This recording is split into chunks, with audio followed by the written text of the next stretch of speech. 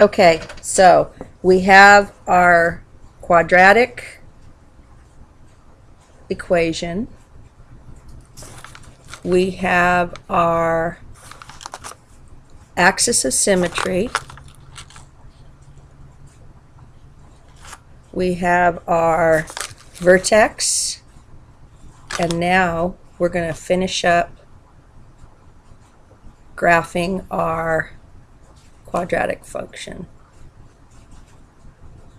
So what we're going to do is, okay, this says find the roots. I'm not ready to do that. Find the axis of symmetry. We did that. X equals -3. Find the vertex. We did that. It's -3, -1. Now it says find the y-intercept. Well, if I want to find the y-intercept, that means I want to find the point on the y-axis where this parabola is going to intersect it or touch it. Well, everywhere on this y-axis, the value of x is 0. So if I plug in 0 for my x value,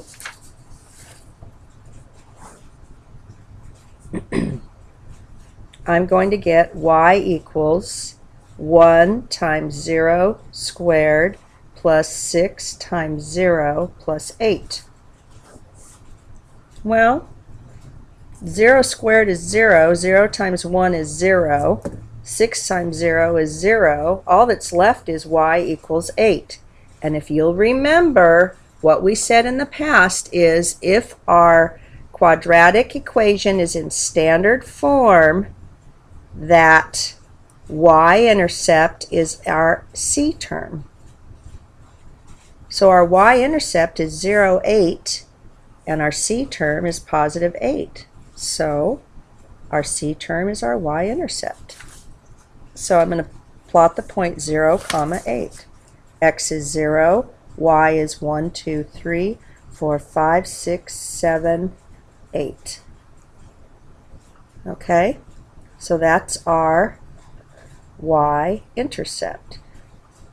Okay, so I have a vertex, I have a y-intercept, and I know my parabola is going to open up. So I know it's going to go something like this probably. But I don't have a value for when x equals -1 or x equals -2. So I'd like to have a point on one of these lines here. So I'm just going to randomly pick x equals -2, and I'm going to plug that into my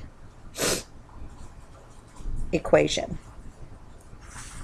So I'm going to plug in x equals -2. Now be careful. Y equals 1x squared. 1, now I have to square x. X is -2, so I'm going to square the whole thing. Plus 6x would be 6 times -2 plus 8. So here's what I'm going to do. Remember, you have to do your exponents first before you multiply. Remember PEMDAS? So I'm going to square -2. That means -2 times -2 is positive 4. So I have 1 times 4. 6 times -2 is -12 plus 8. I still have to do this multiplication. 4 minus 12 plus 8. I think we got lucky. Look at this. We have 12 positives and 12 negatives. Those cancel out. So -2, 0 is our point. -2, 0 is this point right here. So this helps us define the shape of our parabola even better. And guess what? We just found one of our roots. This is an x-intercept. That's where the parabola is going to touch the x-axis. That is an x-intercept, and we also call it a root, and we also call it a solution, and sometimes you'll even see people call it a zero, the zero of the function.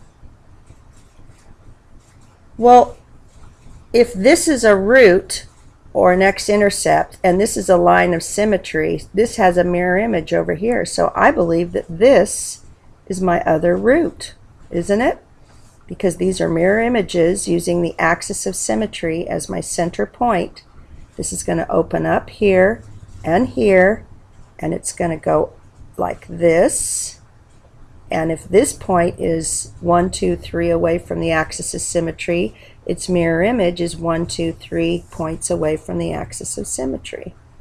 We have a pretty nice parabola there. Now if you wanted to, you could get another point here on x equals -1 and then graph its reflection over here. But I think we're good because we have our roots, our vertex, our y-intercept, and their mirror images. I think we're good to go. So I'm good with that one right there. What do you guys think?